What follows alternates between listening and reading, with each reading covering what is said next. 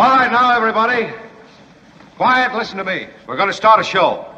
Now, some of you people have been with me before. You know it's going to be a tough grind. But we're going to have a show.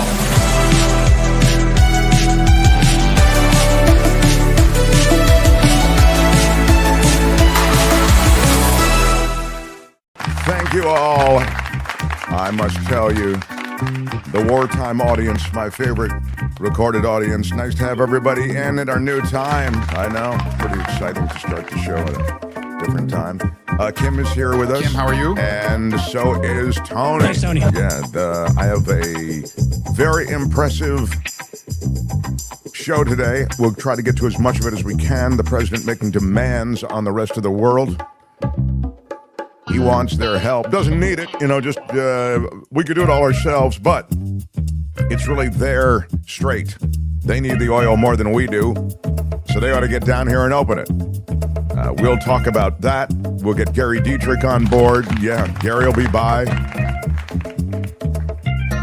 It was a late Oscars night. I'm sure you were watching. What time did it end on the East Coast? I guess it wasn't. It started an hour earlier, so it was.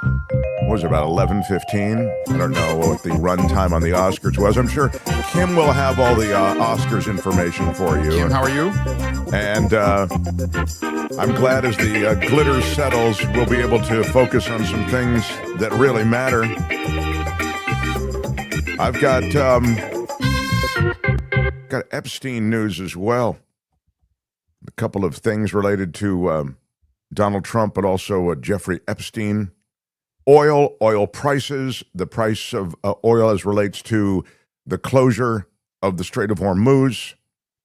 All of these things we will get to. Marjorie Taylor Greene is in the show today. What? I mean, she's not a guest on the show. We just have a cut from her. And is she coming in? No? Oh. What is the story on this, Kim? We have inside a show stuff. Judy's asking, has Phineas been unbanned? I hope so, says Judy. Now, what's the story on that? Kim, you handle bans. No, this was not his first offense. He's banned, and I have not unbanned him.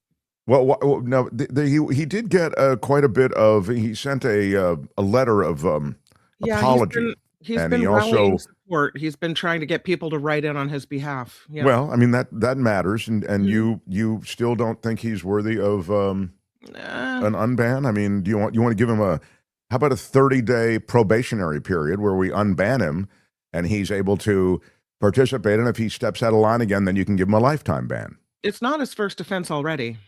Yeah, you see what I'm saying, everybody? She's tough. I mean, everybody is Lucy McAllister. This is why you're my favorite McAllister. Big shout out. Big shout out. Yeah. A $20 super sticker right away. Super chat. Thank you for that. Very nice. Lucy McAllister. If Lucy McAllister and not Kim McAllister were handling this Phineas situation, he would be back on. I don't know. I personally, and again, I don't really have a vote in the show. I really, it's your show. You're the guy. I do. I do have a vote in the show. What? Yeah. I would say he's had 2 strikes. Yep.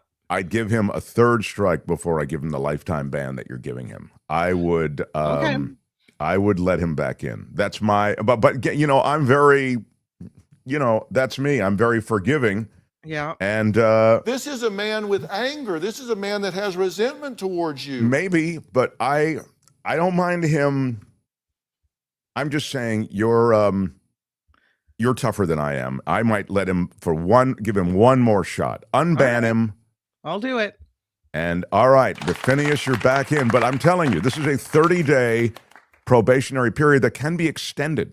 You could be on super secret probation for a longer period of time. So I do want to make that clear to you. You must behave, Phineas. You must behave. I didn't even do any of this. God, I don't know. All right, what about Oscar information and night? Was there anything we need to know about on that, Kim? Please, Oscars. Before I go on. I did not see this movie, but the big winner at the Oscars was One Battle After Another. Wow! It took 6 Oscars last night. 6 of them. Yeah. It's a really good movie. Do you think you might see it, Kim? Yeah, definitely. Now that it won all the gold, absolutely. Yeah. Golden from the Netflix film K-pop Demon Hunters was the first K-pop song to win best original song. So I'm Yeah. sure Albert will be happy about that. Sure. Michael B. Jordan got his first Oscar for actor in a leading role for Brilliant. Sinners. Yeah. Jessie Buckley won her first Oscar for actress in a leading role for Hamnet. Yes. Did you see Hamnet? I didn't. I did not see it, but I understand it's a crier. It's one you'll be weeping about. It's Supporting particularly you. actor? I think I would Oh, you say think? because Oh. I think it deals with a mother and a Oh. So Yeah, I cry about mom stuff. Actor for a supporting role goes to Sean Penn, but he did not show up for the Oscars. Right. And then Amy Madigan took home Best Supporting Actress. Conan O'Brien, of course, hosted. I thought he did a good job. He was really good. So you saw some of it, Dennis. Yeah, You I saw Conan bits and O'Brien. pieces. Yeah. Well, that's great. I loved it. I thought, just having some Coachella Valley coffee. I was having a cup of Coachella Valley coffee just last night to kind of stay up. And there they are, some of the winners. Paul Thomas Anderson finally wins. What a big night he had. 3 Academy Awards. This is a guy who's a terrific filmmaker, and yet he's through 14 nominations going into last night, never having won. He was, always the bridesmaid. Finally got in there, and that's just a great crew, incredible performances, and some remarkable motion pictures. So I have a friend who won his 3rd Oscar last night. who's that? That is my dad, a dad friend that is was a parent at one of the schools my children attended, and we put the talent show on together. He did sound, and I did everything else. His name is Gary Rizzo, and he's a sound guy. He won last night for F1. Wow, that's right. They won for F1, and it's no wonder. That's terrific. Yeah. Man, so he is from the, he works there in the Bay Area where you are? Yeah. Wow. Really wild. Yeah. No wonder he was my sound guy. There's Gary. Yay. All 3rd right, Oscar. man. Can you even believe it? So amazing. He has 2 incredible daughters. They're both so talented. One is in the band with Julia, my daughter, and the other one is graduated, and she's got such a beautiful voice. So there's Gary. Gary's on the left there. Is 3rd he Oscar is for up at Gary. Lucasfilm? Where is he? So he was at Lucasfilm, but I don't know if he's still affiliated with them. I'm not sure what he is, if he's independent or what he's doing now. Wow, that's Yeah. really great. That's terrific that you know him, but apparently you don't know a lot about him. As it turns out, you don't know where he works. What? I'm just saying it was odd. It took a right turn there. But this is I was talking about this with Courtney actually. She was saying a lot of people know each other through their kids. Yeah, it's true. And so oddly, you probably know more about his children than you do about him, even though you do know him. So to be I fair, know a I lot understand. about his kids and a lot about his ability to work the audio equipment at a local elementary school. Yeah. Yeah, bringing an Academy Award winner to do your I actually your audio announced video it like stuff. that. Yeah. Thank you to our Academy Award winning sound guy behind the curtain. Yeah. Good stuff. I love it. All right. The Mark Thompson Show. Thanks for being here, everyone. I must tell you that this war, which is completely optional, which was something that Donald Trump chose, he was discouraged from actually pursuing this war, as you well know. I've mentioned this before. General Kane, Raisin Kane, chairman of the Joint Chiefs, he said that, this was a plan fraught with issues, and B, he said, if we do attack Iran in the way you want to, Mr. President, it could easily prompt Iran to close the Strait of Hormuz. This was not a secret. And yet it seems that the improv part of Trump, which is basically all part of Trump, is leading the way with no real plan for an opening of the strait, but also the revelation that nobody has a plan. They all have tough talk. They all talk of patriotism and muscularity and lethality, and that's really the way that everyone speaks in this administration. But the reality that they were made very much aware of, the closure of the strait, they don't really have an answer for it. The chairman of the Joint Chiefs told Trump in several briefings that this is from the Wall Street Journal, that U.S. officials had long believed Iran would deploy mines, drones, and missiles to close the world's most vital shipping lane. Trump acknowledged the risk, but moved forward with the most consequential foreign policy decision of his 2 presidencies. He told his team that Tehran would likely capitulate before closing the strait. And if Iran tried to close the strait, the U.S. military could handle it. This is a guy, again, who knows nothing, who is coming off the crack high of Venezuela, the crack high of the Iran nuclear bombing, the 12-day military incursion that, quote, obliterated their nuclear program, and felt, oh, I'm going to go in there the way George Bush went into Iraq with fire and fury, and they will capitulate. They will surrender. Even the demand of an unconditional surrender is ludicrous. But this is what he was feeling at the time, and this is what we're living now. We're 2 weeks into the war. Iran's leaders have not backed down and refused to back down and refused to negotiate. Now you have the Trump administration begging them to negotiate. Witkoff is back-channeling, wanting a negotiation. Trump is out front saying, we'll decide when we're going to negotiate. I don't want to negotiate yet. We'll decide. But back-channel, Witkoff is reaching out to the Iranians. And this Strait of Hormuz is clearly their most potent leverage point, and I don't see them giving it up. And do you? Play me the cut from the Iranian communications guy. Thank you. This on the question of negotiation. Go ahead. Has Iran asked for a ceasefire? No, we never asked for a ceasefire, and we have never asked even for negotiation.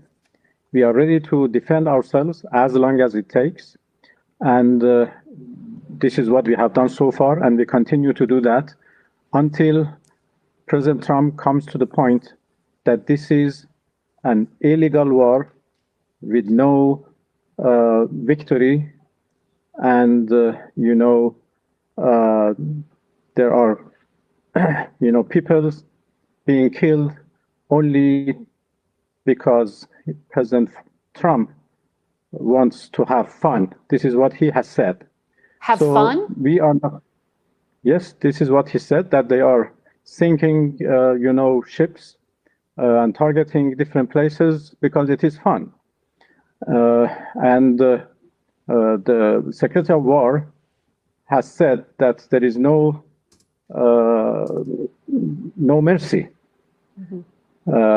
And this is actually a war crime. Even saying that is a war crime. So this is a war. This is a war of choice by President Trump and the United States, and we are going to continue our self-defense.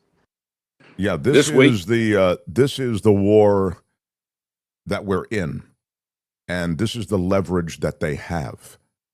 And what you're getting from the administration, you get here in this statement from.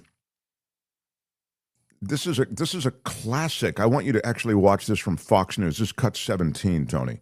You're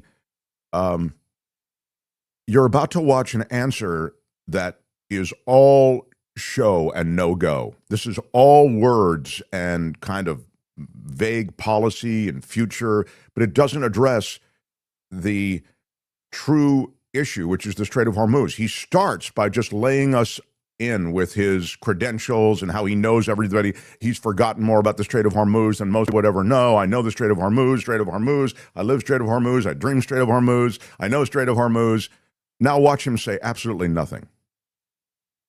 And as we talk about the options of how you open that Strait of Hormuz, whether it's more air power, whether it's an actual U.S. ground force component, or even allies helping escort ships through the strait. What do you see as the best options? Thanks for having me, Grift. I would say that obviously I think the best option is through naval power. Maybe I'm biased because I went to the Naval Academy and I spent the past 20 years of my life studying and working and training for this problem. So have all my closest friends, even my brother as well.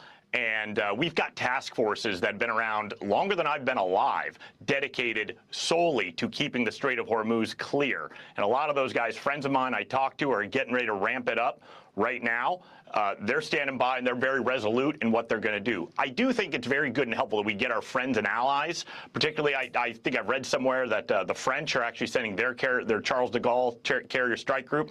That's really good news. By what I think this really highlights, because look, Americans don't want to see American boots on the ground in Iran or anything like that, and that's why having Trump's great golden fleet is going to be a huge part of this. Now, obviously, that's going to take some time. And one of the key aspects of this is reindustrialization of America. This is our shipbuilding. This is like through allocations of tens of billions of dollars through the Office of Strategic Capital, led by Dave Lorch, under Secretary Hegseth and President Trump's leadership. But this is really going to be a naval problem. I've transited the Strait of Hormuz more times than I can count. And it's a pretty, it is a critical choke point for the global oil supply. And that's something that President Trump has really made a focus on. And I'm very optimistic about this in the long term. And so Tom, he said nothing. And then all he did was say that I'm familiar with this area. I've been through this area. Then he talked about the Golden Fleet, which is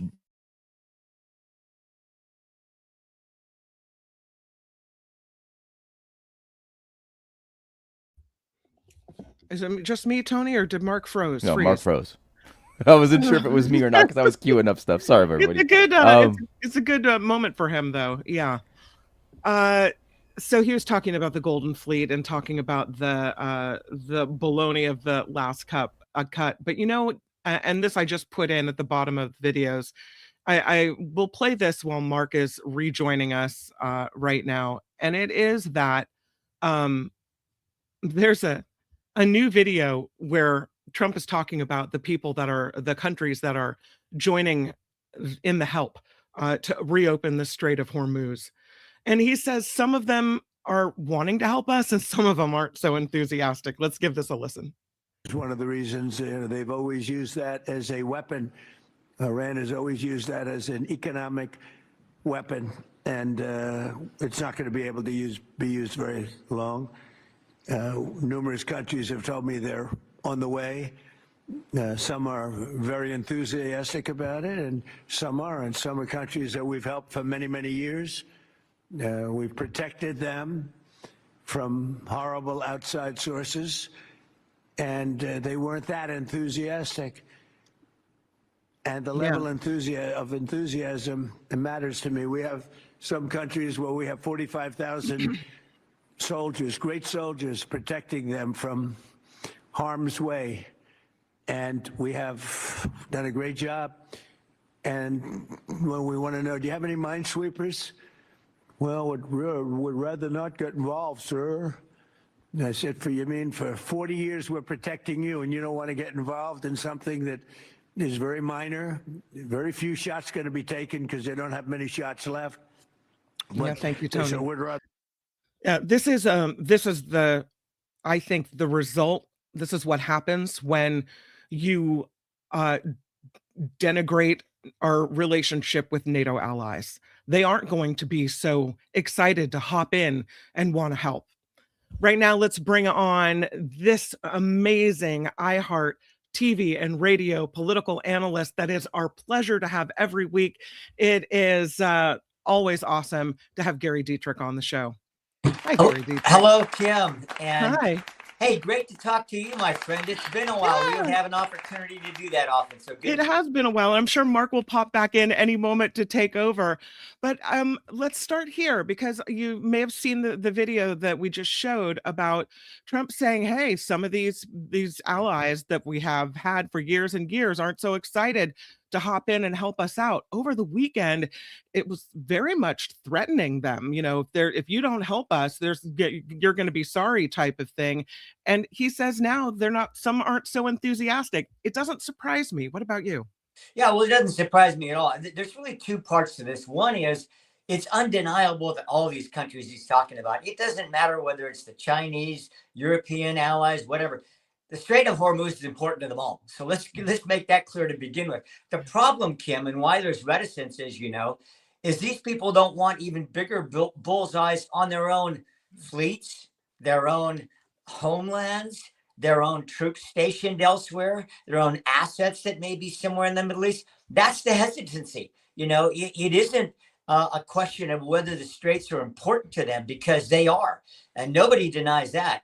It's that they don't want to get any more directly involved than they have to, out of concerns for being, as has happened to so many countries around Iran and the Middle East, become a target themselves. It's pretty scary. And meanwhile, the price of gas keeps going up. Trump's popularity keeps going down. And I think he has a problem here. As a matter of fact, I was watching this, and we'll play the video for you now. Heather Cox Richardson would put out a video talking about this very same thing, that, Trump has a real problem now, that this is maybe wasn't the best decision for him. Take a listen. That brings you back, of course, to Trump, who started this whole thing and was boasting that he was the only one who dared to go in after the Ayatollah, when all these other U.S. presidents hadn't done it, and he was going to be the one who dared to do it. And of course, now he knows why nobody else would do it. But he is now in real trouble, because he has started this at a time when he was already unpopular. This war is unpopular. And as the pressure increases, he is more and more and more and more erratic. And this is, of course, not a good thing when you have a war going on that is creating such global pain already, when the person who is supposed to be in charge of it is not operating at capacity. Yeah. Thank you, Tony. So what do you think? And well, welcome back to Mark. Thank you. But just a quick question on the way out for me is, what do you make of this? Do you think that Trump made a big mistake here and miscalculating? And do you see that perhaps his war is becoming less popular as gas prices go skyrocketing? And what does this say for the midterms and his future? Yeah, there's really two pieces of this one too, Kim, and you hit on the political one. I'll get to that in a second. Strategically, there continues to be a lot of debate, of course, about whether this timing was appropriate. The Israelis had tipped their hand. They were going to take out the Ayatollah's leadership regardless, and basically told the U.S. that, and you want to get in, we're going. So the strategic thing is going to be debated for many, many years in military colleges and places like my esteemed Kennedy School for years to come. The political side of it is more immediate. And she refers to that video you showed refers to the big challenges. I mean, gas prices were already a concern amongst people. Top of the list on so-called the affordability issue, which Democrats, as you know, have built their midterm strategy around. And right now, increasing gas prices do not help in a midterm that's now 7.5 months away, and is going to be absolutely critical, of course, to what's going to happen in the House and the Senate. But as far as Trump's concerned, to the second half of his last presidency. Well, the messaging around what you're talking about, which is the higher prices, is clear from the White House. It's short-term pain, long-term gain. Play me cut one, which is a supercut of what is clearly the hymnal that they're singing from. Go for it. This is a short-term disruption for the long-term gain. There's going to be some short-term pain, but I can assure you it's going to be for the benefit of the long-term gain. He's willing to take the short-term pain in order to realize a long-term gain. So this is short-term pain, a long-term gain. People will recognize that this was a short-term cost. Short-term pain. Yeah, short-term pain. Some short-term pain. You've got to go through short-term pain, a bit of short-term pain for the long-term gain. So there you go. Play me cut 11 then. Chris Wright yesterday, the energy secretary, talking about this in a more elaborate way. But he, again, I'm sorry, it just seems as though this is the great American bullshine machine. Go ahead. the Iranian regime. The Straits of Hormuz, Martha, as you're implying, are very important for global commerce and for energy commerce, and they impact energy prices, as we're all seeing. They have used this threat for 47 years, and they've continued to build up their arsenal to make this threat graver and graver. In fact, it would soon be too hard for us to defang Iran if they were nuclear armed. So this is short-term pain to get through to a much better place where the Middle East can no longer be held hostage by the one rogue nation in Iran. And Well, so you have an energy secretary who's first of all weighing in and wading into waters he likely, shouldn't be, in my judgment. But this short-term package that he's sort of trying to sell, along with those others, speaking to your point, which is that this is going to be an encumbrance going into the midterms. I mean, I'm leaving aside the folly of this entire thing, but speak to them trying to sell that. Yeah, well, that's a necessity right now. The challenge is going to come, Mark, here in about 2 months.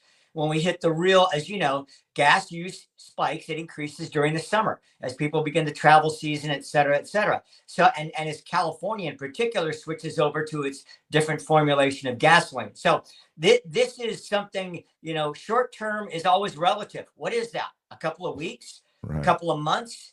I mean, certainly most political observers are saying if these gas prices don't begin to go down, certainly by the beginning of the fall, say beginning of September, that is not good math going into an election 2 months later.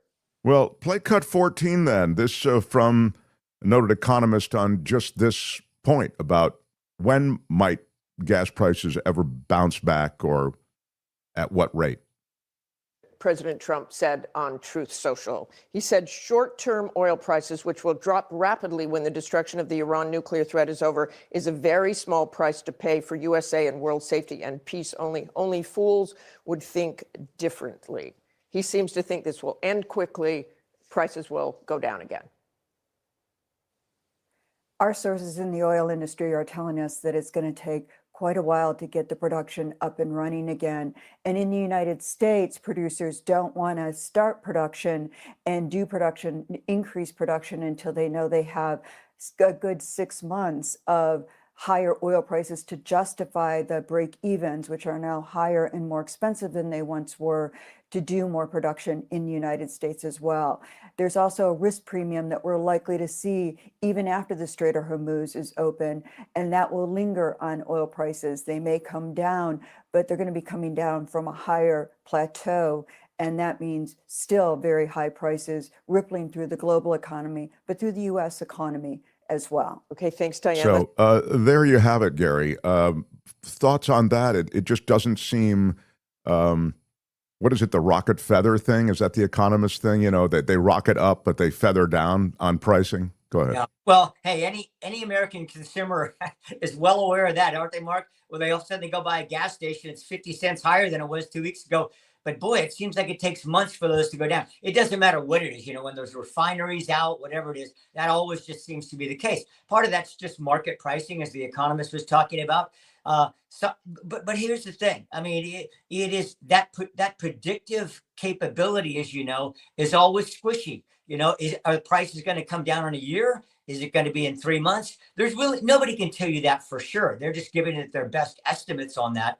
But one thing we know for sure, that two things really. One is the longer the Straits of Hormuz are in jeopardy or quote unquote closed, the harder it's going to be to bring those prices down rapidly. The second thing is, and it is important to remember this if you widen the lens out, Mark, you'll recall that even before this iteration of the Iran conflict, the Yemenis, others, I mean, there have been people threatening the Straits of Hormuz. That choke point is something that the international community at some point or another is going to have to figure out in a more stable way. Because you'll recall that, there was terrorists out there, taking shots at tankers and all. I mean, this is just an ongoing problem in that part of the world and in that little strait in particular, that at some point, I don't know whether it's an international coalition, what it's going to take, but the long-term solution has not yet come to pass. That's so true. And early in the Trump administration, the Houthis got a big barrel of keep off our strait from the Trump administration. And there was a sense that, and this is really getting us to the central question, that regional partners in conjunction with the Americans would be able to control Iran, especially this weakened Iran. What was sold was Iran is weak in Iran. Now's the time we can go and really clean house. That was sold to Trump. It was an attempted sale, I think, with prior presidencies. I think it's something that Netanyahu's wanted for a long time. But Trump, in my judgment, coming off what he thought were, big victories and, easy in and out, hit it and quit it in Venezuela, hit it and quit it with the Iran nuclear program, thought I'll hit it and quit it in Iran and I'm just going to be king of the world. Now he goes in and he really sees the quagmire that Iran is, particularly with the leverage point of the Strait of Hormuz. I wanted to play you one more cut on this. Play me cut 7, if you would, please, Tony.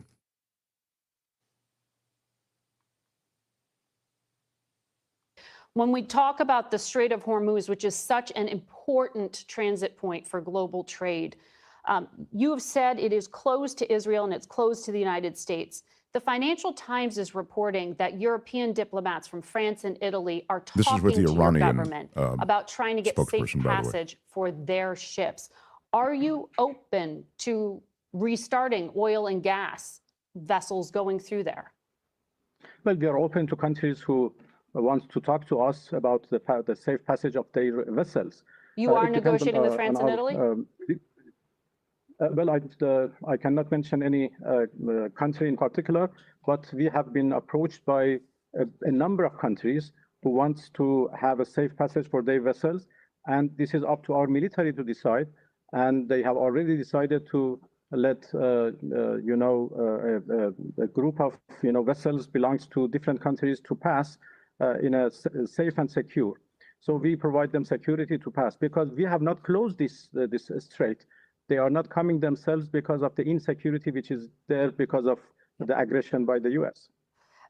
So that is a way to underscore, I think, there the fact that, hey, we control who's passing through the strait. It's open. Take your shot. But unless you have a deal with us, Iran, you're not getting through, is the implication. Yeah, and there's another piece of this, Mark, that is really, there's an underlying issue in this particular conflict that, as you know, is really rising to the surface. And that's this notion of new asymmetrical warfare tactics, okay? So on the drone side, we've heard a lot of that from the skies, like thousands of drones, really tough to defend against. And we're seeing those continue to get through air defenses, right? And now on the naval side, you've heard just in the last week, look, it's not a matter of necessarily firing hypersonic missiles or something else at a tanker. They're talking about loading up skiffs with explosives and ramming those into ships, even drone skiffs. So this is presenting new tactical problems too, for how do you guarantee passage? See, this I think is part of the problem. The Iranian representative can say what they want. Oh, our military is going to guarantee safe passage. They don't have control over every one of those groups, that may have their own beef with the U.S. or Israel or something else and want to take some of this asymmetrical, very low cost, reasonably low tech efforts to, bring things to a screeching halt. This is a new development that, the global military and strategic community is just now beginning to face. That's a great point. There's so many kind of actors in the region, not just the Iranians, the Israelis, and the Americans. I want to ask you about the cluster of nations that seem to have evolved to a place where there was a relationship with the West, with the U.S. particularly, where there was even a defense agreement, as you're aware, the Trump essentially cloak of security that was thrown over the UAE and thrown over the Saudis, et cetera. And how that is affected, damaged, even being rethought in the face of this conflict and the way in which these civilian targets in these countries and others that I've mentioned are being hit. Yeah, well, there's going to be a wholesale reevaluation of relationships in the Middle East when this is all over, Mark. And it's happening even in real time now. And it's happening on two fronts. As you say, part of it is, hey, how much can we rely on U.S. and its partners, et cetera, to become some kind of a shield for those countries? And on the other side, what are their relationships, these nations surrounding Iran, going to look like with Iran now? I mean, you know, it wasn't just, remember the Iranian line was, well, we're just going to take out U.S. military assets in your country. Then all of a sudden airports are being hit. A hospital is hit, you know, so there's some of these countries I think are between a rock and a hard place. Do they, you know, throw their lot in with the West and with the U.S. led coalition? We're going to trust that kind of umbrella, or do we try to somehow mollify the Iranian regime again, who aren't keeping their promises because they're hitting our civilian targets? Yeah, I mean, and the installations to which you've referred, the U.S. military installations, were supposed to be there really to ensure security. I mean, the idea was, you know, you let us set up there and it'll be part of, the security blanket that we are going to provide you. And as it turns out, those targets were vulnerable and other civilian targets are vulnerable. And now Israel is saying this week that it is running critically low on ballistic missile interceptors. And this was a piece in a Semaphore. Israel has reportedly entered the current war already low on interceptors that were fired during last summer's conflict with Iran. And Israel's long-range defense system has strained under these Iranian attacks. I've seen video, Gary, you probably have as well, of missiles actually getting into that Israeli dome of security, or at least the missile interceptor security, and hitting Tel Aviv. So the U.S. is being asked about this, and they're saying it's something we expected and anticipated when talking about Israel's low capacity to defend itself. Can you speak to this? Yeah, well, there's two fronts to that, Mark. One is the capacity to have enough munitions to respond, interceptors to respond. There's a second component, and that is the race by especially Israel and the U.S. to take out as many of those offensive capabilities, as you know, in Iran as they possibly can. Because the more you degrade those, of course, the less defensive capabilities you need. And the third is this really interesting in real time deployment and even to some degree development of anti-missile, anti-drone systems in real time. I mean, lasers being used for the first time. Ukrainian developed mini drones that go after the attack drones being deployed, and the Ukrainians offering to help share that technology. So this is a conflict that probably in some really incredible ways reflects modern technological rapid advancement and deployment, like we see, you know, not to make anything like this, but we see our phones turning over every year, right? The same thing is happening in military technology. This stuff is advancing incredibly quickly. Most people are saying in 10 years, we won't even have any anti-missile drone kind of capabilities. It'll almost all be laser based. So, you know, and that is essentially, as long as you have power, an unlimited defense resource. So this is all happening in real time. And, you know, whether the Israelis have enough munitions, you know, that's probably somewhat of a cry for, hey, you got to restock us, but you want to be careful you don't sort of expose your own flank in the process. Well, I mean, you lay it out so well. The evolution of war and conflict has been changing so quickly, and these are low-cost solutions. These drones are, you know, a fraction of the price of these missiles and interceptor missiles. So it seems as though the Iranians can keep this going for a long time and may have an interest in it going for a long time. It's an odd thing because, you know, you're up against, as you suggest, this asymmetry when it comes to American firepower. But the reality is that the Americans are a bit at the mercy of the Iranians, certainly when it comes to the Strait, certainly when it comes to throwing the world economy into a mess, which is part of the leverage that the Iranians are using. And there aren't a lot of ways in which now Trump can claim victory and leave. I mean, I thought early on he might do that. I mean, early on to me, it looked like a mess from the very first hour. But the guy did it, and I thought, okay, if it's Trump, he'll just go, wow, I got the deal I wanted, and I replaced the, you know, he'll just say some stuff. He'll say it over and over and over again. Other GOP people will say it over and over again. I mean, his, you know, his functionaries in Congress, whatever, his cabinet members, and he'd leave. I don't know if he can do that now because of the mess that I've just described. Well, it would have to be very transactional, Mark. In other words, there's widespread agreement that Iran's capabilities, not only immediate offensive capabilities, but their production facilities, as you know, which the Israelis and Americans have been targeting. You know, there's been people starting to throw around over the weekend and saying, well, we've set them back at least a decade, right? In their capacity to even produce ballistic missiles. So it would have to be, you know, the claim to victory would be that, along with, well, and we took out the Ayatollah himself. Now we'll see where, if his son, you know, shows up and what that looks like. And then, but the problem with the second one is there any real movement towards a genuine, authentic regime change, or at least approach change by an Iranian regime? We don't see a lot of evidence of that yet.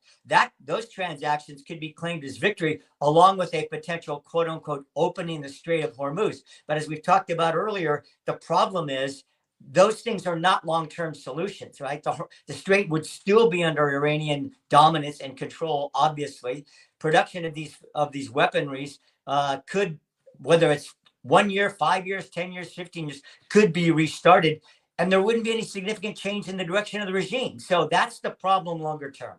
Yeah, exactly. And what you described on the part of the Americans is spin, right? Well, we got the guy in, we got the new guy, the old guy was bad, now we got the new Wicked Witch, but it turns out she's worse than her sister type thing, just like the Wizard of Oz statement. I mean, it's true. The new Iranian cleric, the son of the one that we killed, is far more radical than his father. And so the change in regime leadership may actually work against us from the standpoint of replacing him, the old leader. Yeah, we don't really know at this point, you know, and how much of that structure is intact, how much of it's going to be reconstituted, how much leverage are all the Iranian neighbors going to put in terms of, well, we're not going to do X, Y, Z if we don't see change. I mean, this thing is, to say it's in a state of flux, Mark, is the obvious understatement of 2026 so far. Okay, I'm going to let you go here in 1 minute, but I want you to just weigh in on Russia, because Russia does actually factor in. Russia factors in from the standpoint of drones, Ukrainian drones that are being used effectively against Russia. Now we're putting demands on Ukrainian drones. All of a sudden the drone supply, represented by the supply that Ukraine has, is at a premium. Speak to this and Russia. Also, if you would, the fact that Russia has just in the last week now gotten sanction relief, which is huge. Their oil is now worth big money, and they're back in business. Right. Let's start there, Mark, because this has, of course, been one of the pressure relief valves that the Trump administration and its allies have kind of, you know, begrudgingly said, well, let's just release some of those Russian sanctions to get the oil spigot moving better. You know, there's a number of unhappy GOP members, especially in the Senate, about that. It's like, wait a minute, you know, we do still have this other major conflict going on in Europe that we need to keep in mind. We don't want to start filling up the coffers of the Kremlin again, right? So that is a problem. And that's strategic. Choice A, choice B. That's tough. You know, on the Ukrainian side, there's a really interesting component of this that hasn't really been talked about yet. I mean, in terms of who in the world knows best now how to deal with drones? Well, the Ukrainians raised their hand. I mean, think about the fact that whatever's going to happen with this Ukraine-Russia conflict over the next 12, 18, 24 months, the Ukrainians could come out of this as the leading nation in terms of global interest and arms sales and technology export in how you deal with this new asymmetrical warfare. I mean, it truly could be a major strategic asset for them as well as economic one. Always love talking to you. I'm sorry we have to table so many other things that I kind of wanted. There's a Ukrainian drone right there. God, it's just amazing, the technology. Look at how small that thing is, and look at how it's so effective. I mean, this is the thing, or at least one element in closing the Strait of Hormuz. This thing is so effective. Not missiles, not boats. Now, again, missiles and boats are the other layers, but the layer that's the easiest, least expensive, and very effective is drones. I was saying, I'm having to backburner stuff because we're in war. So I apologize. I want to next time get into a little bit of what's happening in politics nationally here in this country.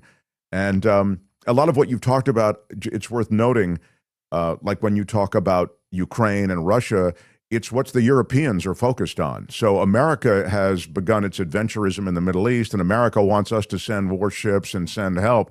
But hey, dude, we're dealing with this Russia-Ukraine thing, and I don't see you, the Americans, helping out too much. I think there's an interesting way in which that's evolving also, don't you think, Gary? Yeah, absolutely. And Mark, we will have no lack of things to talk about on our weekly chats, my friend. No I doubt love about it. that. All right. I look forward to it. Gary Dietrich, every Monday he is here, and thank you, sir. Thank you. Love it. Love it, love it, love it. Gary is brought to you by Bill Campbell at Remax Gold. If you are relocating in or from Northern California, that's his real area of expertise. You can reach him by text or a call. 530-448-7474.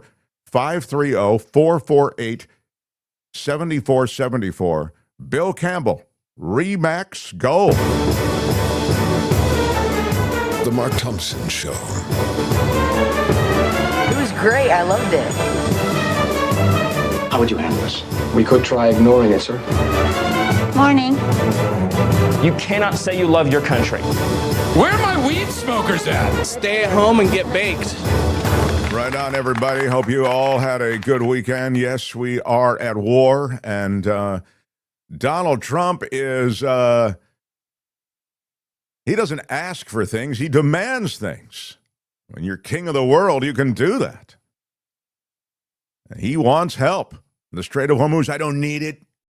I don't need the Strait. You guys need it. I don't. It's your oil. Not in a way, I'm doing you a favor. I don't really do a Trump impression, as you can. I just kind of have him as a Jersey mobster, sort of, or whatever.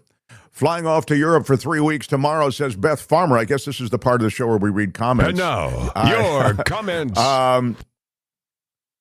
It sounds pretty cool. Flying off to Europe for 3 weeks tomorrow, bracing for being asked about what we are doing about Trump over and over. Yeah, it's true, Beth Farmer. Thank you with a $20 super chat. And I have to say, it reminds me of the war in Iraq. Big shout out. When I was traveling during the war in Iraq, I had to tell everybody, I don't support this war. I was against the war. You know, and it's almost like you have to do it right away. Like when you say, they say, where are you from? And you go, oh, I'm an American, and I don't support the Trump, and I don't support what he's doing. You'd be surprised, though, Trump has support in parts of the world where you might think, you know, everybody thinks as you do. But it's bizarre that people are drawn to a strong man, somebody who doesn't take any crap. I would say, though, this is a huge, huge unforced error, a huge self-inflicted wound, huge. And I think wherever you go in Europe, certainly, and I suspect worldwide, that whatever momentary euphoria, even among the Iranian community, you saw it in Los Angeles, and where there are large groups of Iranians who fled Iran and fled the despotism of Iran, the brutal religious dictatorship of Iran. The Iran conflict is now taking on an ugliness that even has those communities wondering what's going on and turning against the American administration. So, Tom says, is Iran still at the, quote, slam dunk stage? Or already on the, quote, mission accomplished finality? Yeah, exactly. Exactly. Trump will always tell you, we took them out in the first hour. It was so easy. It was easier than I thought it would be. We took them all out. We've taken out their Navy. We've taken out their Air Force. Trump should have known not to play the same card other presidents have done to Iran, says Chaplain Fred with a $5 super chat. Thank you. Now Iran is not showing any mercy. Has Trump shown mercy? No. In fact, one of the things, just because you speak of mercy, one of the things that concerns me is the way in which Pete Hegseth literally says, we'll have no mercy, we'll show no mercy. It's the kind of chatter that you expect from a third world dictator. Isn't that a war crime? He said, we'll show no mercy and show no quarter. And I guess that means that if you capture the enemy, you kill them. Isn't that right? And that's a war crime. Right. I mean, I don't. If you said capture the enemy, you kill him, but he said you'll have no quarter, which is the same thing, right? Which is I mean that means we're not taking any prisoners. Yeah, that is a war crime, and these are war crimes that are being committed. I'd suggest as early as taking out the boats in Venezuela. I mean, I don't know, there's no evidence that those are drug boats. You just have to take them, and they just executed everybody on board. I mean, there is a wanton disregard for what is the modern rules of war and engagement. And certainly Trump and most full-throatedly Hegseth has said, we don't pay any attention to rules of engagement. The days of the rules of engagement are gone. That's what he said. So yes, you're right. It's a different America. I'd suggest that this war is being prosecuted in an outlaw type way. The tragedy in the first day, in which bad intelligence, it would seem, led to the destruction of that school, an elementary school for girls. It's heartbreaking and it's grotesque. And the grotesque part is not even just that you had bad intelligence and you destroyed a child's school and that 176 or 178 children were killed. It's that you took no responsibility. In fact, you shifted responsibility so aggressively to suggest that the Iranians were the ones who bombed the school. Mark, unfortunately, Trump has done a great service. His method needs a little work, says Richard Delamater, but most world leaders agree it's better. Huh. I didn't know that. Most world leaders agree with that? Show me that. Send me that. The Mark Thompson Show at gmail.com is our address. Oh, you have the Hegseth clip? Go ahead, play it. Thank you. We will keep pushing, keep advancing, no quarter, no mercy for our enemies. Yeah, there it is. No quarter means, no prisoners. Congress will not stop this. I'm seeing that in the chat. Congress has actively avoided stopping this. Did Trump seek allies in the war with Iran before he started? Asks Mike and Willow Glen. It doesn't appear he did. It looks as though this is an Israeli-American tag team operation. Now, I would say this. I've talked to you about this before, and I think, one of the first people to push this. I don't know. I mean, first people, I don't know. But I'm just saying I know that I didn't see a lot of it. I'll put it that way. Probably a better way to put it. The Saudis were big supporters of this. The Saudis supported this for years. I'd say for the last 9 or 10 years, the Saudis have pushed an American effort to hobble Iran. So the Saudis were pushing, and I mentioned the Saudis because they're important. They have very strong ties into this administration. As you know, a lot of Saudi money has flown into the Jared Kushner world, to the Trump world, et cetera. And they have the ear of Donald Trump.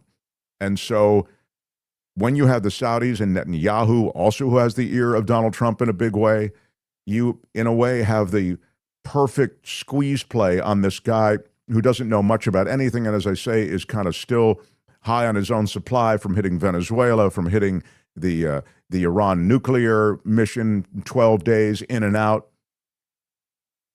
and felt somehow that American firepower was so strong that he would prevail even in this situation in which you just can't prevail in the way that the American military and American presidents like to prevail, which is with intense bombing. They just feel as though you can bomb the enemy or adversary into total surrender. And that just isn't going to happen, especially with these guys who've been planning for this for years. For as long as the Saudis and Netanyahu have wanted this, the Iranians have known that the Americans, Saudis, Netanyahu, et cetera, want this. So they figured this out. That's why all those missile targets were dialed in ahead of time. And yet there are no Saudi forces involved, are there? No, there are not. There are not. Yeah, the Saudis push for it. That's exactly right. Again, muted response from allies. Countries including the UK, Japan, China, and South Korea have said they are still considering their options, but not making any commitments after the U.S. President Donald Trump urged them to send warships to the Strait of Hormuz to secure the vital shipping route. In a post on his Truth Social platform, Trump called on the UK, China, France, Japan, South Korea, and other countries to send ships. Trump suggesting, quote, many countries, especially those who were affected by Iran's attempted closure of the Hormuz Strait, will be sending warships in conjunction with the United States of America to keep the strait open and safe.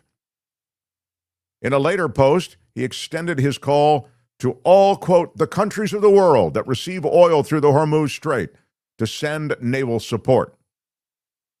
But the international response has so far proved vague and reluctant, countries unwilling to commit to a military response that could prove treacherous for their navies.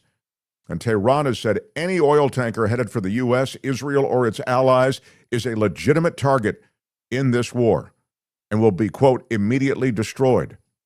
16 tankers, by the way, have been attacked in the strait since everything started. And the U.S. has not sent any of our naval ships to escort any tankers through the strait.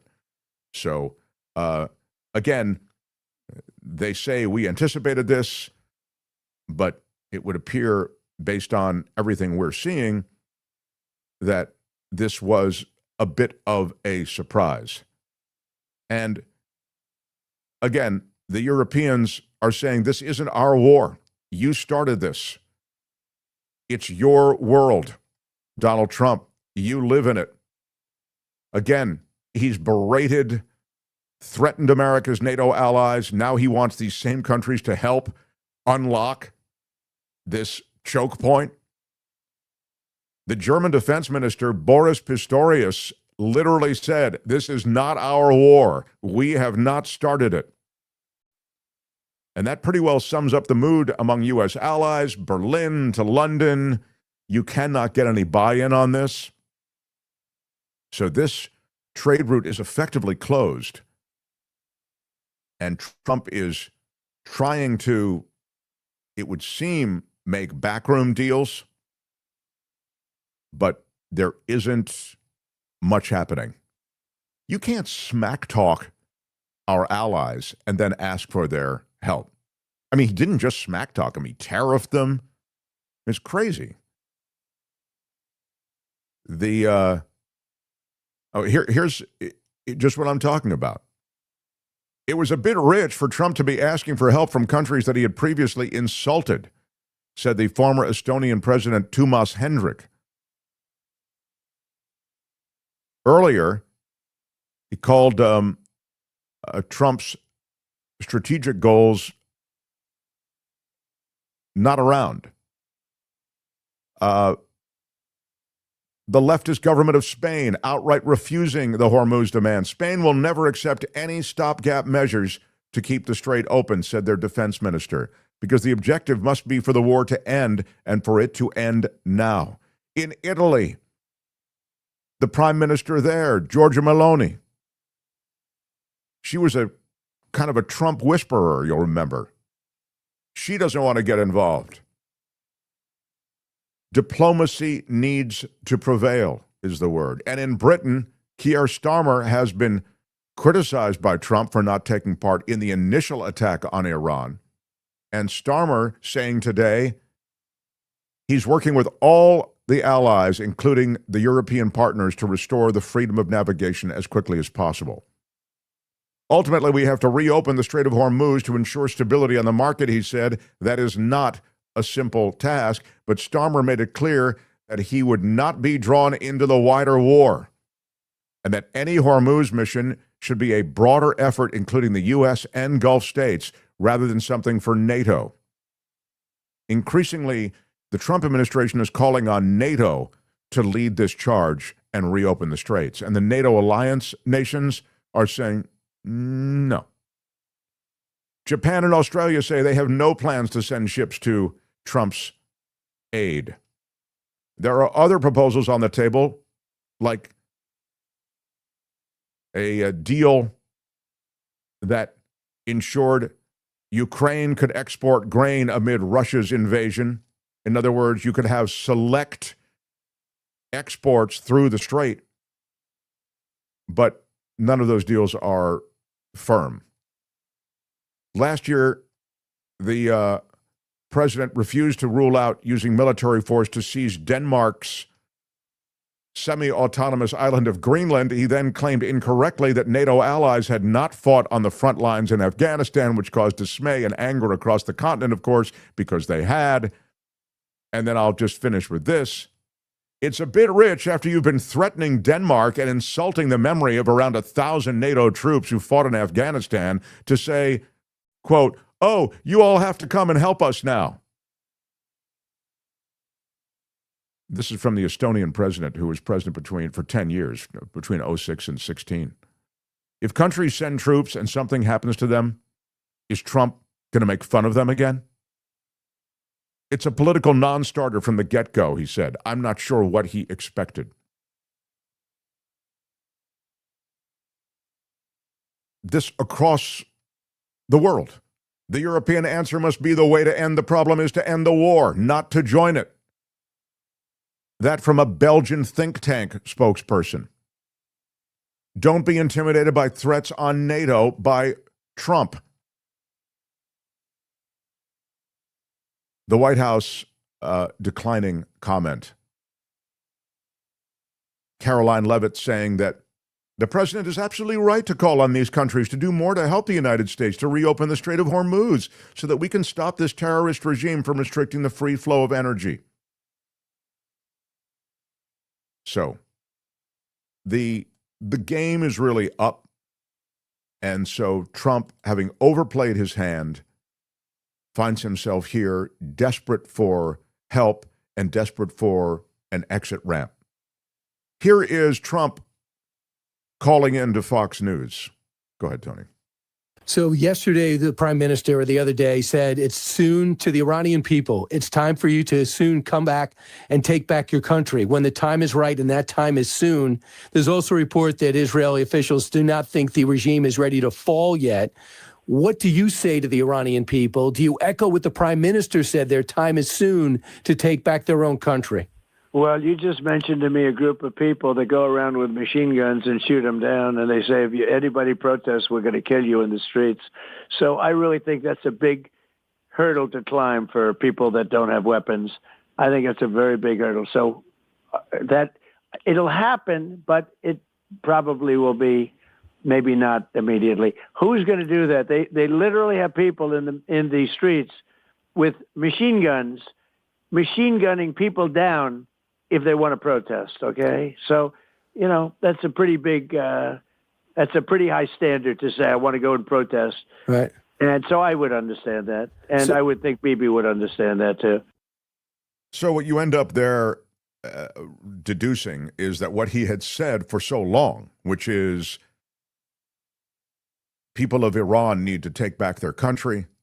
They're being murdered in the streets by this despotic regime. I'm here for the people. Now he's saying that they don't have any weapons, and so I can see how they wouldn't take back the regime now. It'll happen eventually, but maybe not right now. So you end up in this place where, so this is a wildly destabilizing military move, but apparently the regime is essentially in place. Their control over the people, the government's control over Iran seems firm.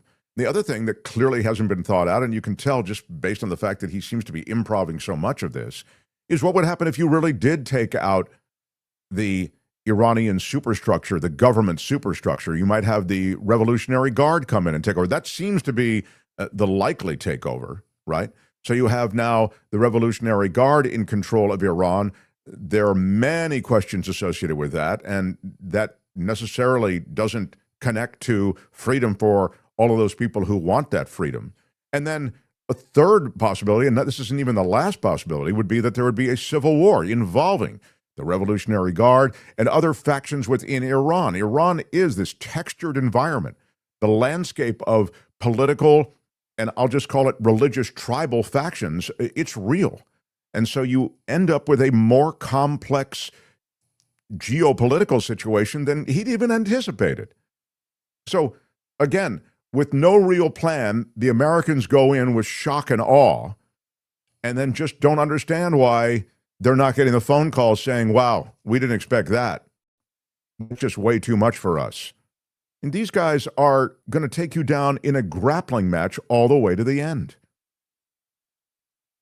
There was, in fact, much in the way of talk that the entire Iran conflict was something that was pre-baked, ready to go, which means that the negotiations around nuclear disarmament were a fraud. Play me cut 8, if you would, please, Tony. Cut 8. That you said 48 hours before the U.S. strikes happened, you had personally offered to President Trump's negotiators to take that 440 kilo amount of 60% enriched material and to dilute it. You said Iran was ready to give that material away.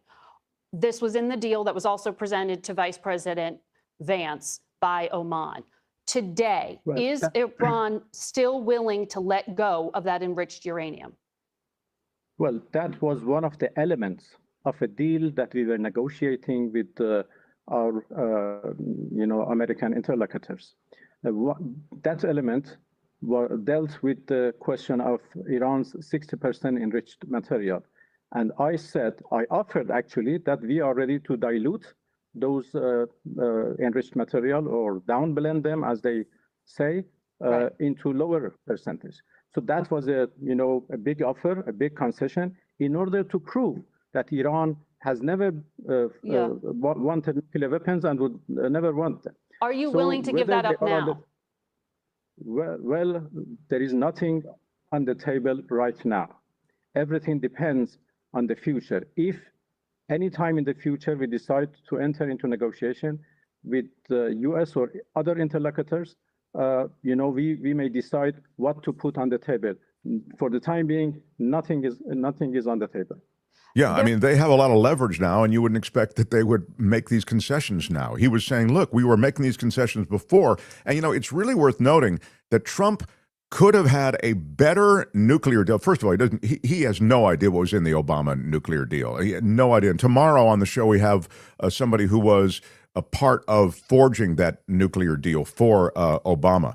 But more to the point, knowing nothing, he just knew Obama's name was on it. He tore up the Iran nuclear deal, and now he actually had a chance to claim a slightly better deal than even Obama got in some ways, and yet it appears that he just blew right past that to the war exit on the political freeway. Sometime, you get drunk on your power to the point that you feel this is what I want to do. This is how I burnish my image. This is how I, again, become ruler of the world. Trump clearly has this this sense of himself, this grandiosity that he felt he could feed in this way. And so we end up where we are. And it's a threat that we were well aware of, the Hormuz threat. But they, for all of the talk, seem to be very surprised by it. We had a coalition of the willing, at least, says Tammy, post 9/11. Not anymore. Our rep is in the gutter. This is actually a really important point, and it's one that I made, at least part of it, I made right away. And I think and I say I made it, I mean, I think everybody was aware of it. I was just pointing it out. Tammy points out that we had a coalition of the willing, at least, back post 9/11. There was no effort to put together any kind of evidence, to even concoct a legitimate, rational story as to why you were going into Iran. There was no effort made. The goal even shifted. Nuclear, want to give the Iranians their freedom. The Israelis were going to do it, so we felt we had to do it because otherwise we might endure too many casualties. We wanted to do it on our terms. It was completely, I mean, before we went into Iraq, they went to the UN and made this case. It was a BS case. I was vehemently against the war in Iraq. But at least they made a case. They lawyered up. They showed you Exhibit A, Exhibit B. This is where we're going. We want the world community. They built that coalition of the willing that Tammy's talking about. There was no effort to do that here. It was America and Israel backing of the Saudis, and some of the other Gulf states were there in spirit, but there was no effort to bring in any sort of support from America's allies. So you're right. And then the second point you make in your comment is an important one to me, and that is the reputational damage done to America by this administration is irrevocable in my lifetime. There will never be a building back of the kind of ideals associated with America, the strength of America, which was associated with at least a perceived fairness. You may argue all of these different military adventures that Americans in the form of different presidents and Congress people and leaders get involved in. But you can say that the ideals that the Americans represented out front, they were legit ideals, meaning, freedom, democracy, these things. Don't get me wrong. I under the guise of freedom and democracy and trying to lead that to the world, a lot of damage has been done. And you see the kind of, again, military adventurism that has very much defined the Americans. But what I'm trying to say is now, with people like Pete Hegseth and Donald Trump and that billionaires' boys club of cabinet members will say whatever Trump says, you don't even have that. And so I think the reputational harm to America is, again, it's the Humpty Dumpty of this whole thing. All the king's horses and all the king's men won't put it back together again. So thank you for that comment, because I think that very much speaks to the sad legacy of what's happening with this administration. So, The Mark Thompson Show. It's going to take 200 years or more to get back what we lost in a matter of 10 years, says Hannah Pumpkins. Yeah, I hope there's 200 years to do it. Trump has burned all his bridges. It's true. So I wanted to mention our newest partner and sponsor partner in this effort, independent media, the people at Sweet 106 Bakery. There it is.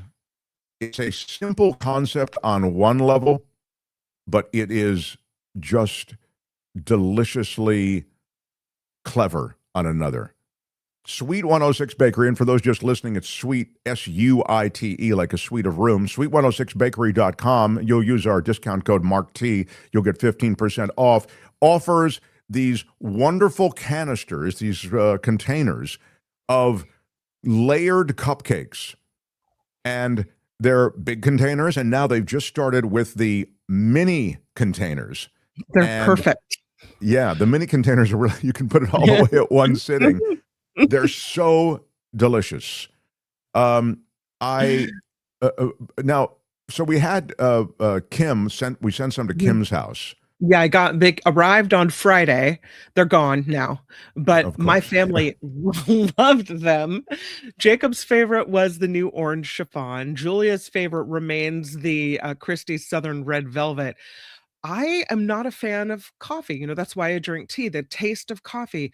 But I will tell you, this Coachella Valley coffee infused mocha chocolate cupcake cake, I loved it. every Yeah, single bit of it it. is wild how just the Wow. balance of flavors, Yes. it's truly almost like a triumph of chemistry or a triumph of, I don't know what that is, but they really balance flavoring so well. And Coachella Valley coffee is so delicious, and you can just So good. taste it in there, but it's not overwhelming, you know. It's perfect. And then my favorite was the cinnamon bun cupcake cake. And we took Christy's advice and we heated it up a little bit, and that one went really fast. Yeah, So she says you can now nuke. We have the blessing of Yeah. Christy, who has won Cupcake Wars twice. She runs this organization to nuke it for just a couple of seconds or whatever, and you can give it a little bit of a jolt.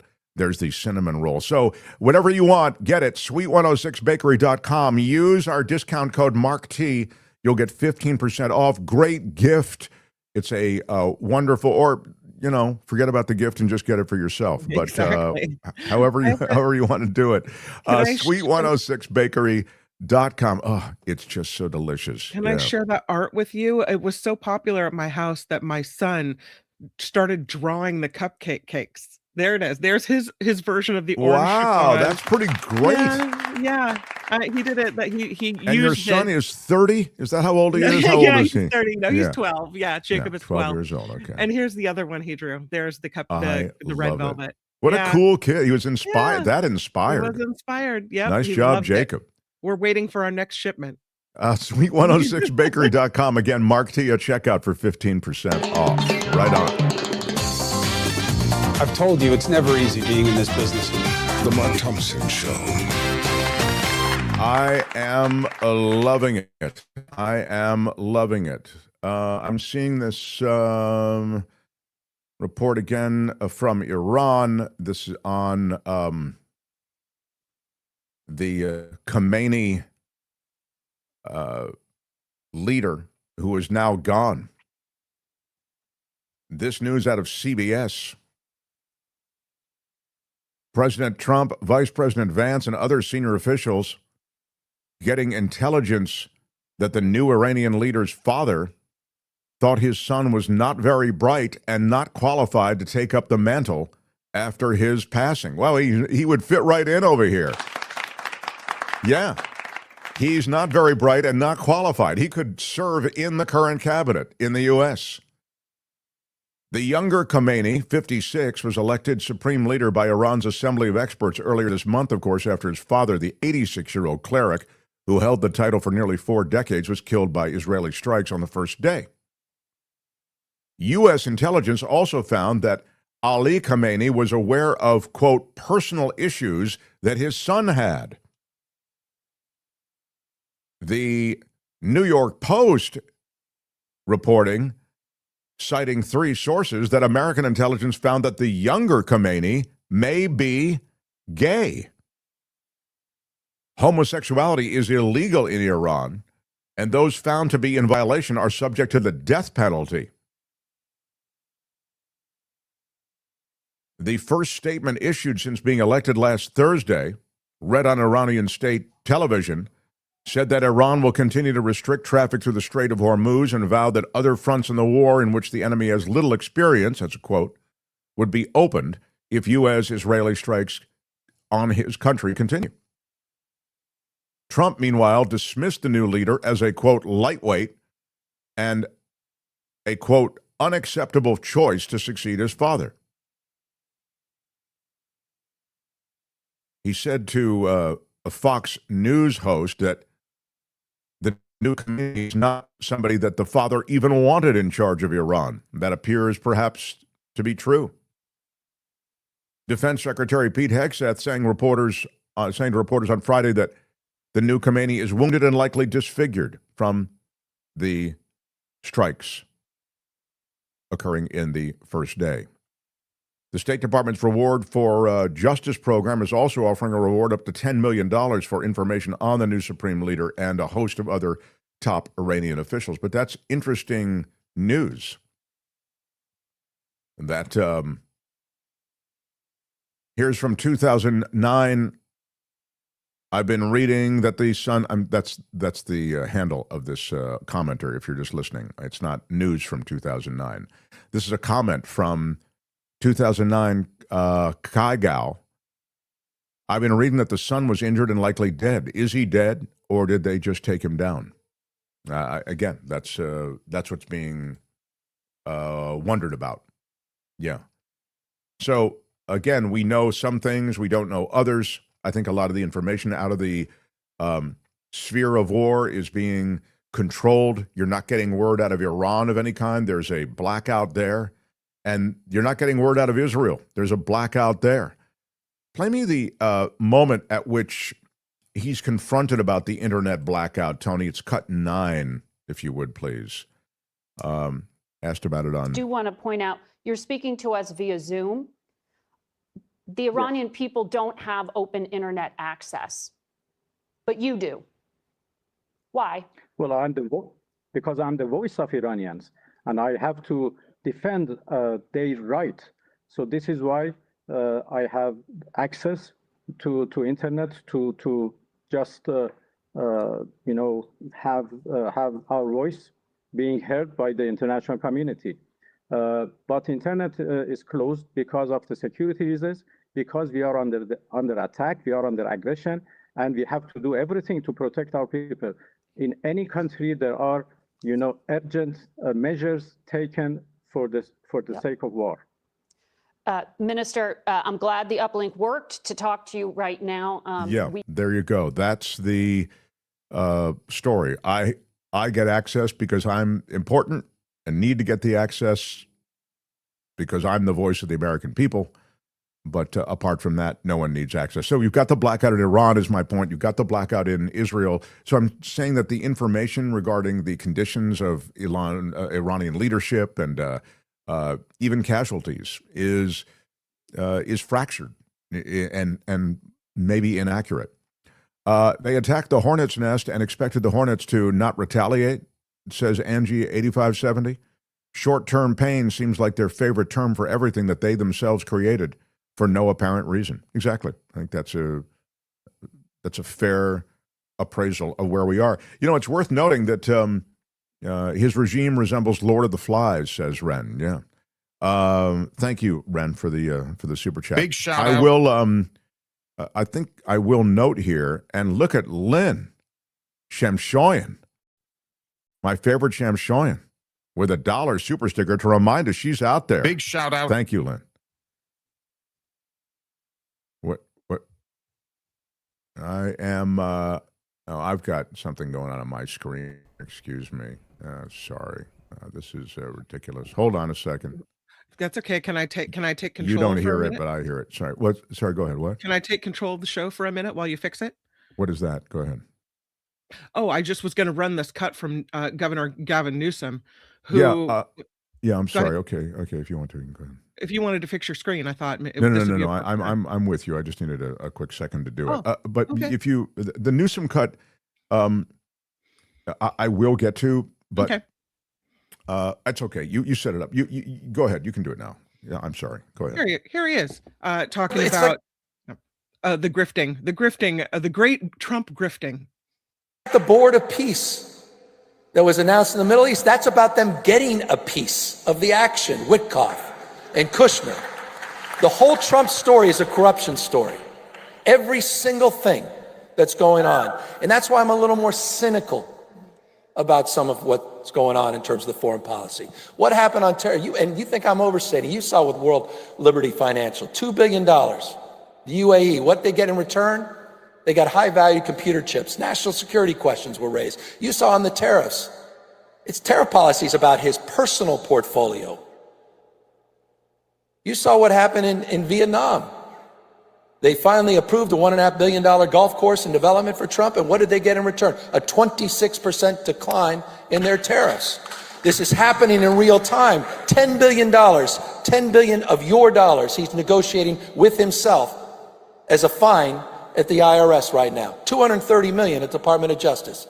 I met with the Qatari representatives. I learned intimately how he got the airplane. And it's not the $400 million. He also got $900 million of your money in the big, beautiful bill to retrofit his plane. It's a corruption story, the likes of which we've never seen. So yeah, I'm impolite about this moment. and I'm trying to meet the moment head on. You know what's Yeah, so interesting? I think, of course, he's right. And a lot of what he talked about there, we've talked about on this show ad nauseum. Two headlines to throw another? in. Two headlines to throw into this grifting conversation. Sure. One, speaking of $10 billion, the Trump administration is reportedly set to be paid $10 billion for brokering that TikTok deal. What? And Jared Kushner has been soliciting funds for his own firm while working as a Mideast envoy. They've got one hand out for themselves and the other for America. Yeah, the Kushner thing is really disturbing. They're both disturbing. I mean, but the Kushner thing is really disturbing because he is, again, the lead negotiator, supposedly, he and Witkoff. I mean, Witkoff, who's Trump's golfing buddy, and Kushner, who's his son-in-law, who benefit enormously personally in these negotiations. In the Witkoff negotiation with Russia, he's not even talking with the diplomats anymore. He's talking with the oligarchs, the business people who are associated with Putin. That is the entire conversation and dialogue. So they are looking for ways in which they can enrich Witkoff and enrich Trump-related connections. It's clear based on the way in which they are moving through these Russian negotiations. Now you go to the Middle East, and Jared Kushner, again, one of the chief negotiators, trying to raise money for his private equity firm from different governments in the region. His private equity firm exists because of a $2 billion investment from a country in the region. Now he wants more. He's trying to raise $5 billion for this Affinity Partners, that's his investment group. And he is already meeting with all of these different luminaries and money people from around the region. The Saudis have been particularly focused upon. The Saudi Arabia Public Investment Fund invests the proceeds of the kingdom's vast oil reserves. Led by MBS, he has very close ties with the Trump administration, does MBS. And again, they were already the largest investor to get Kushner up and running. They invested $2 billion. They were the biggest and earliest investors in his fund. And by the way, in Saudi Arabia, there was more than one conversation about the fact, and there's been a lot of reporting on this, that there were those within the Saudi investment community saying, I wouldn't invest with Kushner. He doesn't really have a track record as an investor. He's a real estate guy, etc. But MBS, knowing perhaps that there would be favors paid on down the way, wanting to curry favor with this clearly significant political figure, an emerging political figure in Jared Kushner, funded the $2 billion. So, as part of the deal that he made with the Saudis for that $2 billion, they're given first crack at reinvesting in the fund even more. And so that's where that stands now. But he is seriously putting on that full court press for more investment. So again, that's the grifter side of this scene. I wanted to play you one other thing on Iran and on wars that make no sense. From Donald Trump. Play me, if you would, the cut 16 Trump cut in which he calls out the Bush war in Iraq. I met her, and I'm very impressed by her. I think she's a very impressive person. I like her a lot. But I was surprised that she didn't do more in terms of Bush and going after Bush. It was almost, it just seemed like she was going to really look to impeach Bush and get him out of office, which personally I think would have been a wonderful thing. Impeaching him? Absolutely, for the war. For the war. Because of the conduct of the war. Well, he lied. He got us into the war with lies. And, I mean, look at the trouble Bill Clinton got into with something that was totally unimportant, and they tried to impeach him, which was nonsense. And yet Bush got us into this horrible war with lies, by lying, by saying they had weapons of mass destruction, by saying all sorts of things that turned out not to be true. There you go. I mean, that's, a guy, he knows the shots, right? But he's doing the exact same thing. So it's not over there. I'll just mention that the Cuba flex may be in the offing, and we'll see where that stands. Ecuador is launching a U.S.-backed anti-drug operation. We're at war, they're saying, with the drug cartels as played out in Ecuador. This is 2 weeks of operations against drug traffickers with support from the U.S. The Ecuadorian government is involved in this. It's a 17-country cartel fighting alliance launched by Trump at a summit earlier this month. And again, the Americans are involved in this 2-week effort. And finally, a sad note, and it's one in which I'd like to visit for a moment and also just point to the reality that this story is being orphaned because of all the war coverage, and I understand why there's so much war coverage. I understand why there's so much war coverage, but there is a shame and a crime going on in the U.S., and it's taking place at ICE facilities. It's taking place at detention facilities. It's taking place on the streets of America. Here it is. An Afghan father who served with the U.S. forces died in immigration custody less than a day after being arrested in North Texas. Mohammed Nazir Pakhtiwawal was in the country legally after serving alongside the U.S. military in Afghanistan and evacuating to the U.S. in 2021. According to U.S. Immigration and Customs Enforcement, ICE, the 41-year-old had a criminal history and his temporary legal status had expired. He said apparently on March 13th, while dropping off his kids at school, he was detained by ICE agents near his home in Richardson, Texas, and taken into custody. He was arrested, this is a quote, in front of these kids while taking them to school at 7 in the morning. Some people surrounded him, put him in the car, and drove him away while they were screaming, asking for help. That is his brother speaking. Less than 24 hours later, the brother got a call that his brother, who'd been taken into custody, was dead. When he arrived to the U.S. in 2021, according to ICE, he was paroled into the U.S. by an immigration officer, given temporary permission to enter and remain in the U.S. under the Biden administration's Operation Allies Refuge. ICE said the duration of his parole expired 2025 August, and his brother had this pending immigration case. He was hired by the U.S. government as a member of the Afghan Special Forces, worked alongside the Americans for over a decade. ICE confirmed that he'd been taken into custody for this one day before he was declared dead at Parkland Hospital in Dallas. ICE issued a statement confirming that he was arrested on March 13th and that he had a criminal history, including an arrest by local authorities for SNAP fraud. That was on September 16th, 2025, and an arrest for theft on November 1st, 2025.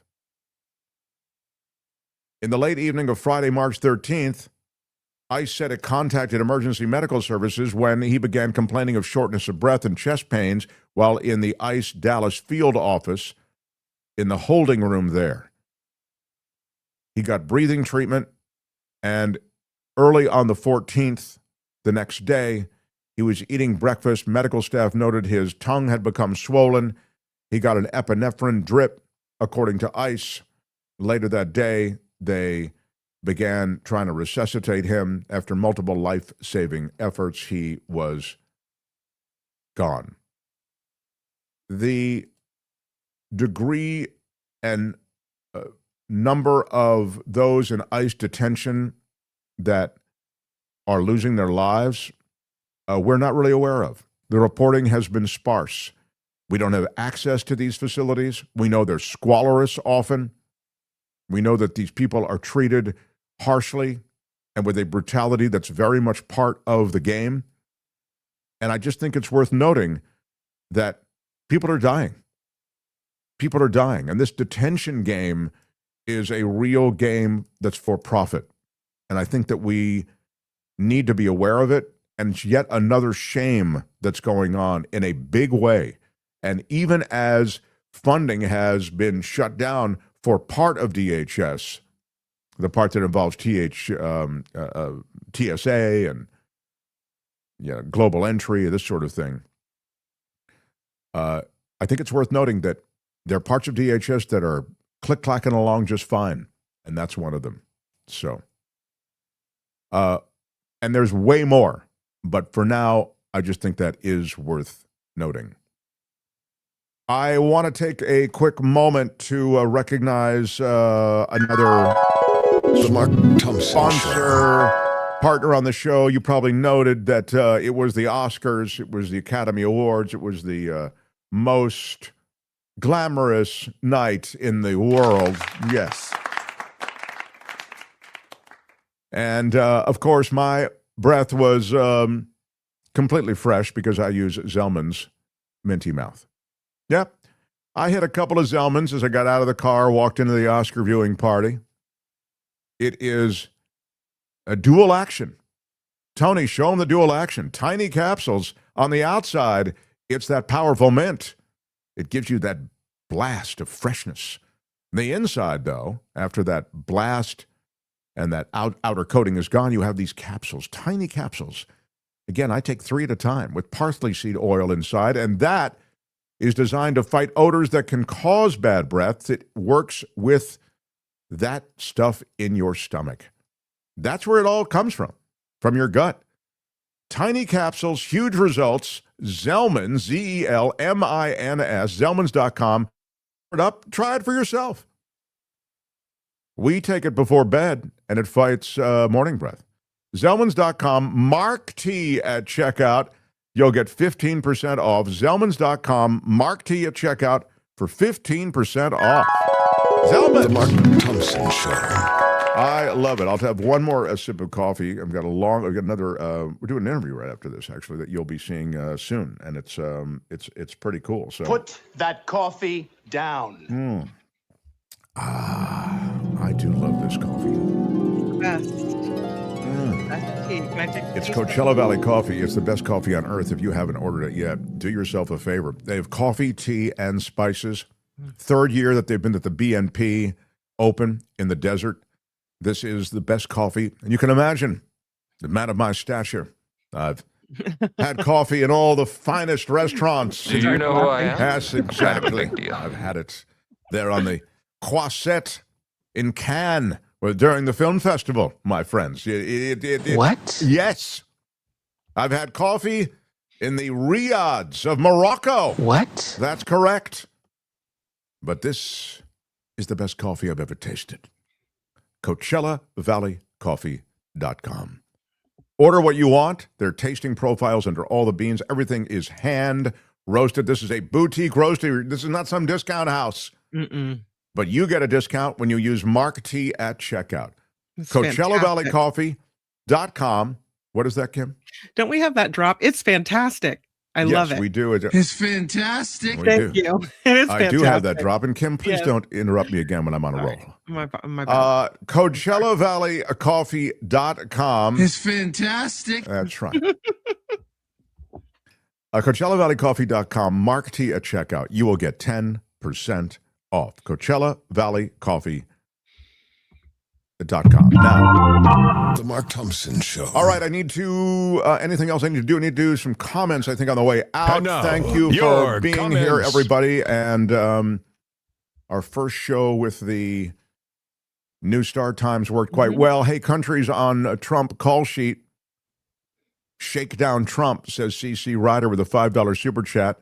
Charge $1 billion a day for their help. Payment up front. then don't show. Oh, that's very Trumpian. I love it. Yeah. I want my money, then I'm not going to show. Yeah. Wow. Good idea. Big shout out. Boger Khan says Trump can use all the money from all the extra tariffs he imposed on U.S., quote, allies out of childish spite. Oh, yeah, you have all that tariff money. I forgot about that. If we can save Phineas, can we save the rod of equity and mercy? Yes, I need to give Richard, I'll do it before the end of the week, the rod of equity and mercy.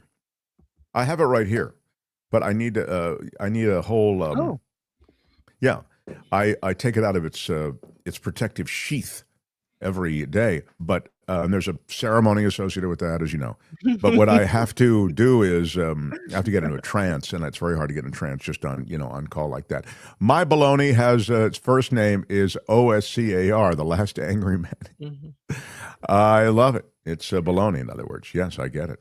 The last angry Manny posted a picture of himself on the Mark Thompson Show Facebook discussion page. Oh, let me see it. Let me see it. I don't know if I have the picture, but it's of him in his brand new Mark Thompson Show baseball hat, and he's got some sweet 106 sitting right behind him. He's a man. That's really great. I've never seen anything like it. That's pretty great. Mm-hmm. I love that. Well, I should mention we do have a Facebook page that's brand new. We want it to be the very last people on Earth to get a Facebook page, and yes, we are. There's a reason that this place is fun. So you can join our Facebook page.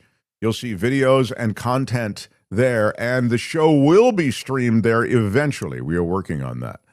So I need Tony to work with Mike to make that happen. Gotta go, but listening. Bye, kids, says Glenn B. Thank you. That's the beauty of the show. G'day, Glenn. Big shout out. G'day. It's the beauty of the show is that you can just take us with you. Even if you're not looking at the video, you can listen because we're on all the podcast platforms. No, yeah. Mark, do you have some good news for us? If you don't, make it up, please. Just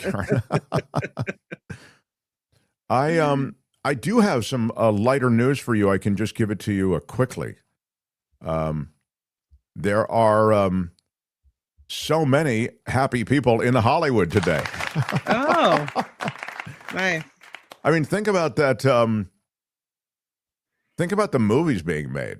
I mean, pretty cool that, these films that are like One Battle After Another is a movie that has relevance in the current culture, and it was recognized. And I hope more, these awards help bring attention to it. That's the whole reason the Academy Awards exist, right? You all must be aware of this, right? They started as a pure publicity stunt to bring more people into movie theaters. It was actually anti-union. Was it designed as anti-union? Yeah, that's why they were trying to get to basically push. That's why they wanted everyone else to be credited and stuff like that, so that the union wouldn't be the only thing credited. So they're trying to push all the individuals and stuff like that. Oh, it's interesting. I'd like to know more about that. I didn't know that. I mean, I knew that just basically the plan was to give a push to Hollywood to make them aware of movies, and so they had the Academy Awards. That too. Yeah, and it's worked. And it started as a 22-minute thing. It was not a big 3-hour event. And then it expanded. And then it got a little more shimmer around it. And then more people did go to the movies as a result. And it started this ridiculous, in a way, competition between movies. You can't compare Hamnet and F1. You can't compare One Battle After Another and Sinners. You just can't. I mean, they're just totally different kinds of movies, but they do, and they give an award to one. And then the best director, etc. To know the best director, you'd have to see the director directing Sinners, and then another director directing Sinners. Then you could figure out who directed it better. Anyway, so the point is clearly that it was on some level ridiculous, but it was bringing more attention to Hollywood. And so now you have this overstuffed event, which is fun, but you have to know that it's an overstuffed event. But it works. Even Kim today said, now that it's won awards, I'm going to go see One Battle After Another. I'm going to see it, maybe stream it. And I think what you're going to see is that there is a lot of relevance to it. Sinners, same thing. So, I don't know, there are a lot of significant films in this crew that And I think, again, have significance because of their relevance. And there's some real great art going on. That's about the best I can do with You know what I love is the new tradition of taking your Oscar to In-N-Out after the ceremony. Is wonderful. Yeah. That's Michael B. Jordan with signing autographs at In-N-Out. That's really great. Got his Oscar there. He's got his double whatnot. That is too good. Too good. I love it. Well, I have enjoyed our time together. I sadly must wrap it up.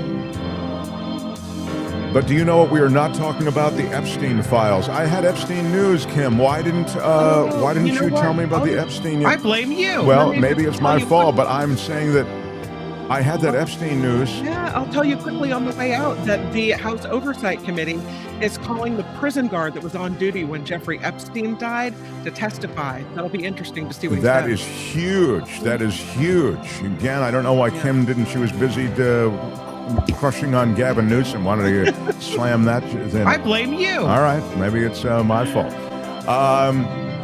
I am late for this interview I have to do. You'll see it later this week. And tomorrow, someone who's in the Iran nuclear deal is here, knows Iran very well. We'll have him in. I'm Shadow Stevens for the Mark Thompson Show. Bye-bye. Big show tomorrow with David K. Johnson as well. Hope you'll join us. Time. Bye-bye. That's it for today. Out of time. Until tomorrow. Bye-bye.